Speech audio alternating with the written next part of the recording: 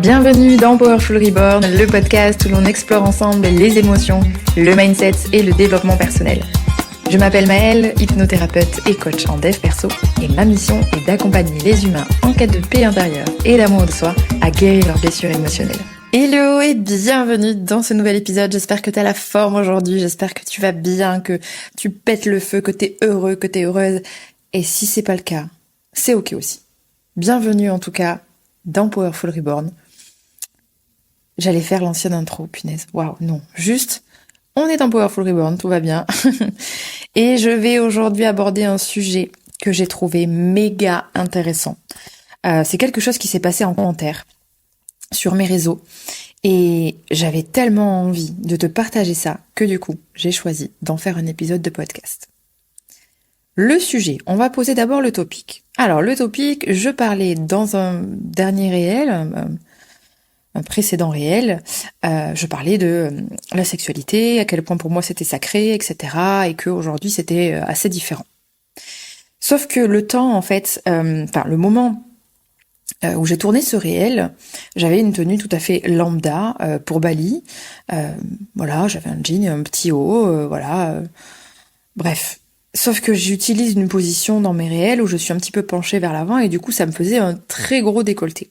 Et j'avoue que pendant le tournage, je me suis dit waouh, t'es en train de parler de sexualité et toi t'es là avec ton gros décolleté, bon, voilà. Et parce que je sais aussi que quand on a une tête qui plaît, pour ne pas dire je suis belle et tu comprendras pourquoi, quand on a une tête qui plaît, on est aussi parfois moins légitime. Oui, très clairement. Je t'explique aussi après pourquoi. Mais en fait, je me suis auto-censurée, entre guillemets, en venant d'abord poser la base pour éviter de me faire allumer sur un truc où j'avais pas envie qu'on vienne, tout simplement. Donc plutôt que d'avoir des commentaires du style « t'as vu ton décolleté, ouais, machin, et vu que t'es une jolie fille, t'as un gros body count. » Oui, parce que c'est ce que souvent les gens pensent. Du coup, je me suis dit « Ok, pose le contexte. Oui, j'ai un gros décolleté, oui, je suis une jolie fille, et oui, je dis ça. » Voilà un petit peu l'idée, en fait, pour te faire comprendre déjà pourquoi j'ai posé ce commentaire, pourquoi j'ai posé ces mots dans mon réel. Et donc, j'ai eu le droit à un commentaire et un message privé, carrément, de deux personnes qui m'ont dit « Oh là là, mais quel manque d'humilité, c'est vaniteux de dire que t'es belle, c'est pas bien, oui tu l'es, mais les autres ont le droit de te le dire, mais genre toi, t'as pas le droit, en fait. Tu manques d'humilité, c'est de la vanité. » Oh, waouh. Donc vous êtes ce genre de personne, vous êtes ce genre d'individu. Et je trouve ça même plus triste, dans le fond, d'être réveillé, parce que oui, ils sont réveillés. Bien sûr qu'ils me disent que non, hein. Non, moi tout va bien, tout... Ok, alors pourquoi tu réagis à ça? Qu'est-ce que ça vient titiller en toi? Finalement, tu me traites, entre guillemets, de quelqu'un de non humble. Est-ce que toi, tu l'es vraiment? Qu'est-ce que ça vient réveiller, tout simplement? Bref, on part pas sur ce sujet, mais voilà.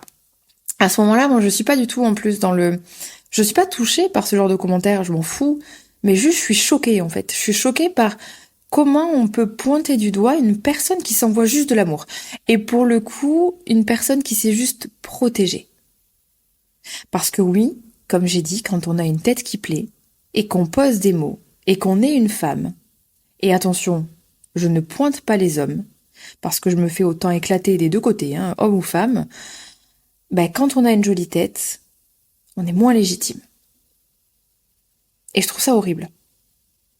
Et quand on a un décolleté, on l'est aussi moins, bref. Donc tout ça pour en revenir à la base. Je vais établir plusieurs points sur ce sujet. Mais pour en revenir à la base, donc ces personnes m'ont reproché, entre guillemets, d'être non humble. Sauf qu'encore une fois, c'est une phrase dans un contexte qui est posée pour une bonne raison. Et je n'ai pas dit genre « je suis une belle femme », j'ai dit « étant une jolie femme ». Oui, parce que je sais bien que j'ai pas une tête de cul de chien, hein, excuse-moi, hein, voilà. Je sais bien que je suis pas non plus Miss Monde.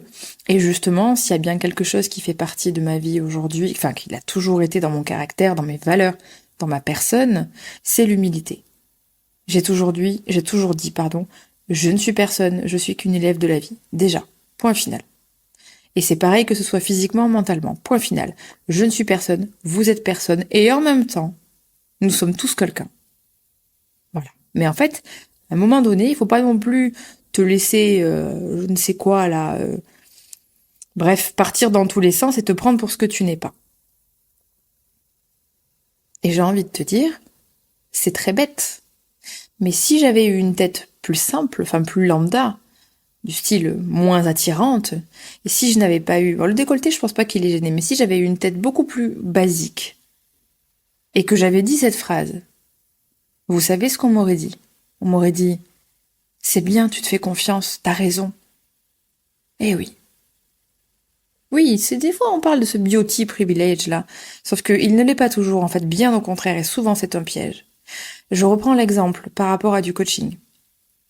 Une personne en surpoids aujourd'hui se met en maillot sur les réseaux et vous dit, en légende ou en voix off, je me fais confiance, j'aime ce corps, je me sens bien, etc.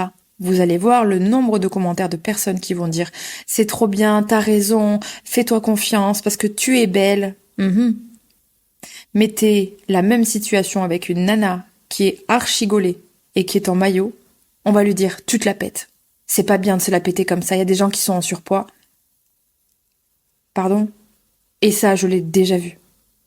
Mais vous vous rendez compte de la dinguerie quand même? Donc on laisse une personne, entre guillemets, qui n'aurait pas une certaine forme de légitimité. Je mets bien la certaine forme parce que c'est pas moi qui pense ça. Pour moi, tu as le droit de te sentir badass, de te sentir belle, intelligent, fort, tout ce que tu veux, peu importe ce à quoi tu ressembles. Parce que ce qui est beau, c'est l'âme, c'est pas le corps, on s'en fout complètement. Soit. Mais du coup, ça voudrait dire que certaines personnes se disent que, ok, comme t'es pas parfaite, t'es légitime de te faire confiance. Par contre, si t'es parfaite, t'as pas le droit de te faire confiance. C'est pas bien parce que tu manques finalement d'humilité, c'est pas bien, tu te la pètes. Mais ça me rend complètement zinzin, moi, par contre, ça vraiment, c'est quelque chose qui pour le coup, me réveille. L'injustice au possible. Donc c'est exactement la même chose avec la beauté. Et encore une fois, la beauté, c'est subjectif. Parce que je suis peut-être belle pour certains, certaines, et peut-être moche pour d'autres. Peu importe. Ce qui compte, c'est que moi, je me sens bien dans ce corps. Et pourtant, Dieu sait que cette tête, ce corps, je l'ai détesté pendant très longtemps. Et avant d'arriver à prononcer le mot « je suis jolie », je peux vous dire que ça a pris du temps. Peu importe, c'est un autre topic. Quoi qu'il en soit, pour en revenir à ça, comme je disais, j'aurais eu une tête beaucoup plus lambda, on m'aurait dit « c'est bien, tu te fais confiance ». Mais non. Comme je suis, entre guillemets, surtout que ces deux personnes m'ont dit en plus « mais oui, t'es belle, mais genre, c'est plus humble quand t'acceptes qu'on te le dise plutôt que toi tu te le dises. » Waouh. Mais attendez. On va reprendre la base là. Déjà, c'était 2 followers à moi, donc 2 personnes qui me suivent, donc peut-être 2 personnes qui potentiellement consomment mon contenu. Alors oui, ces derniers temps, mon contenu était axé sur les relations, mais j'ai quand même, surtout si on écoute les podcasts, très souvent parlé d'amour de soi, etc. Donc je vous refais la leçon, Georges et Barnabé. Je vous refais la leçon de l'amour de soi. J'ai envie de dire juste s'aimer pour ce que l'on est et ce que l'on n'est pas.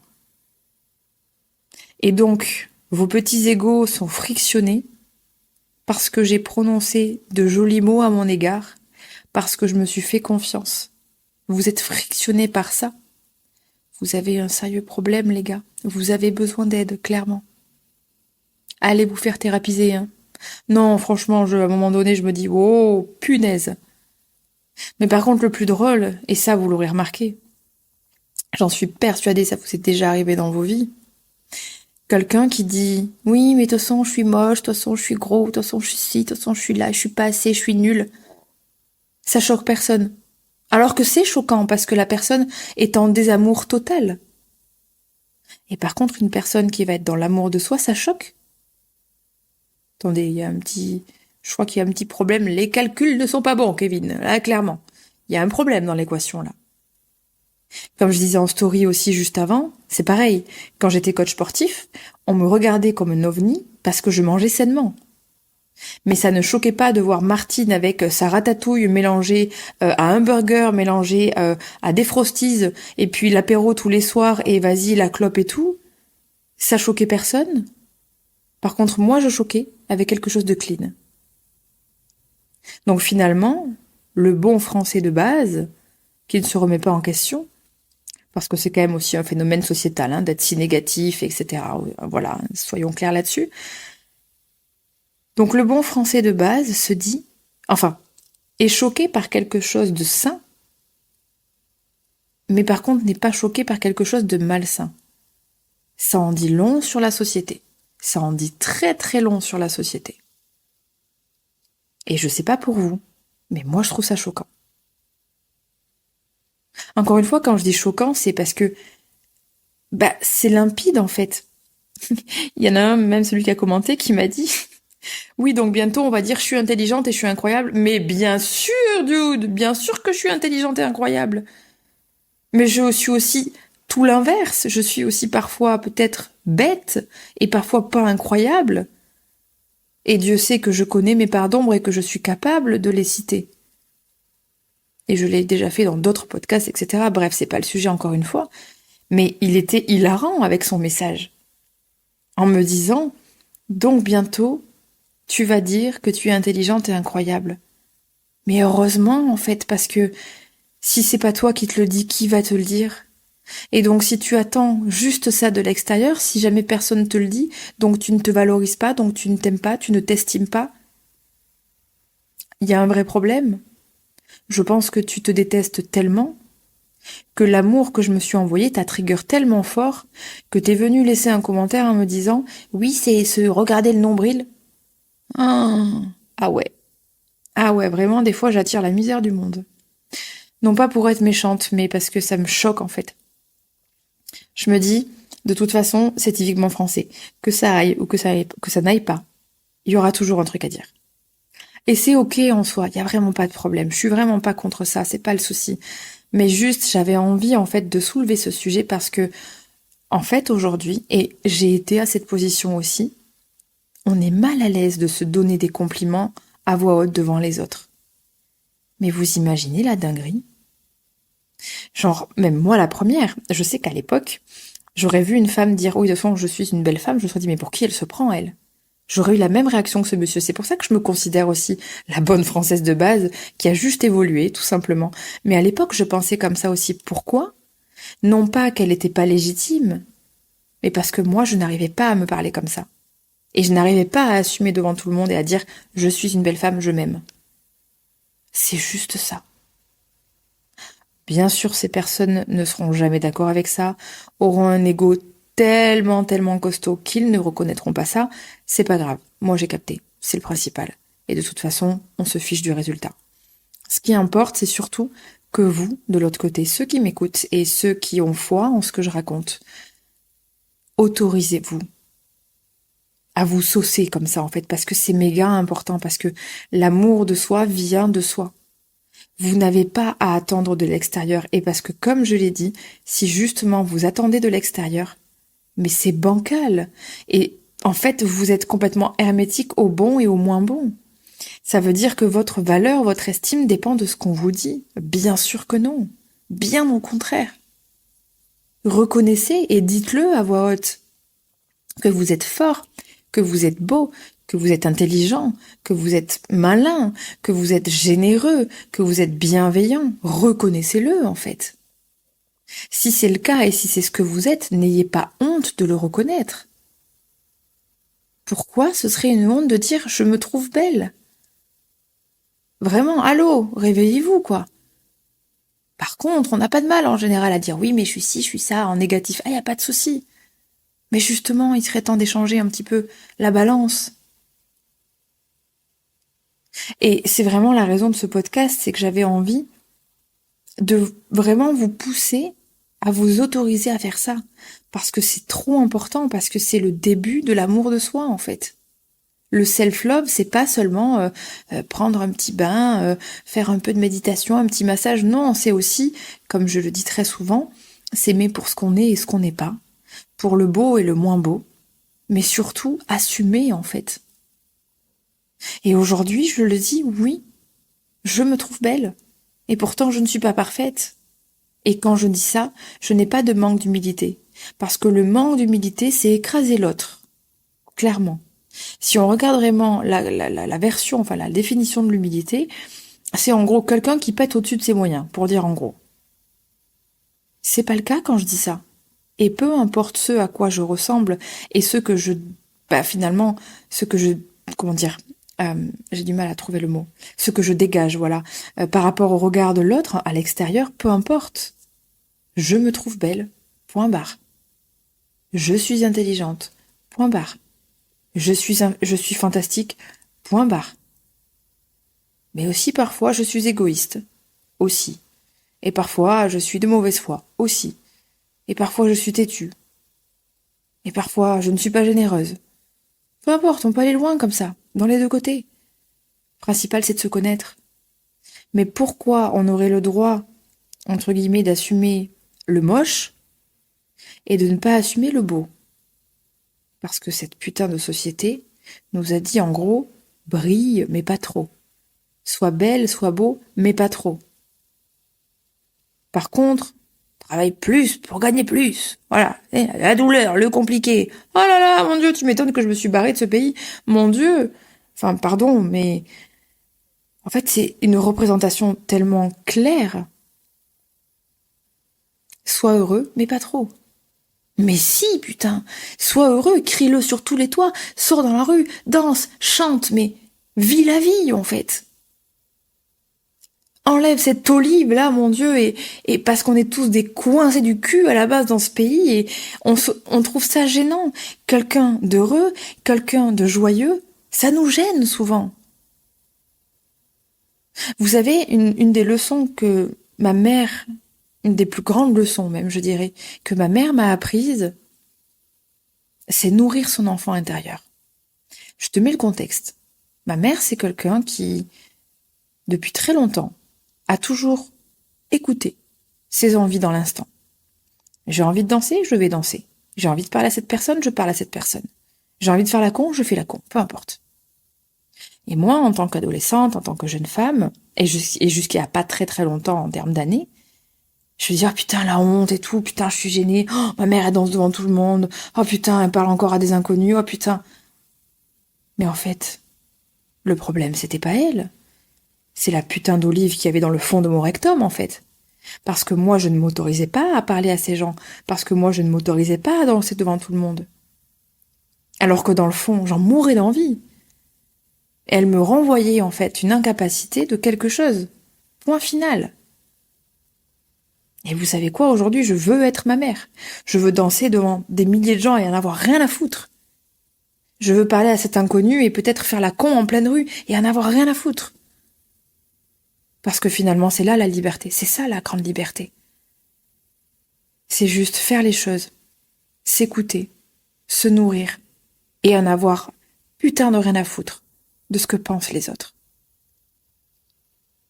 Je t'envoie plein de bisous, maman, si tu m'écoutes, parce que je sais que souvent elle écoute mes podcasts. J'ai une première fan, elle est trop chou. Soit. Pour en revenir au sujet, ça rejoint ce que je viens de dire, c'est-à-dire s'autoriser. Et c'est super important. Ne laisse personne te faire penser que tu n'as pas le droit de te saucer, de te faire du bien, de parler de toi en bien. Non. La seule personne qui peut t'empêcher ça, c'est toi.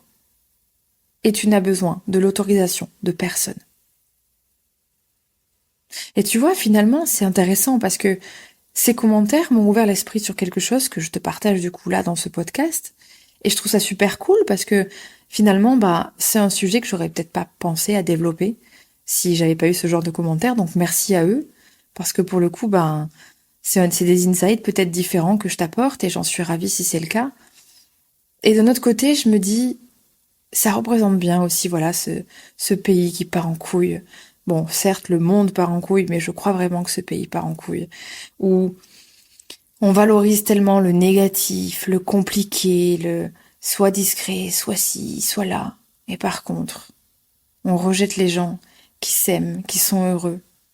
Ouais, ces gens-là sont des ovnis en général.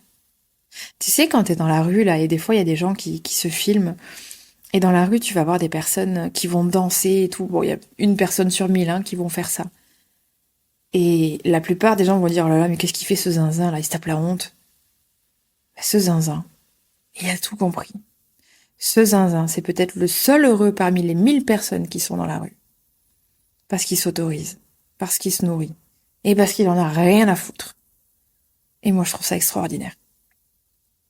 Donc, je vous encourage à en avoir rien à foutre. Je vous encourage à juste vous écouter. Je vous encourage à dire à quel point vous êtes des gens incroyables, parce que vous l'êtes. Parce qu'être un humain, déjà, c'est incroyable.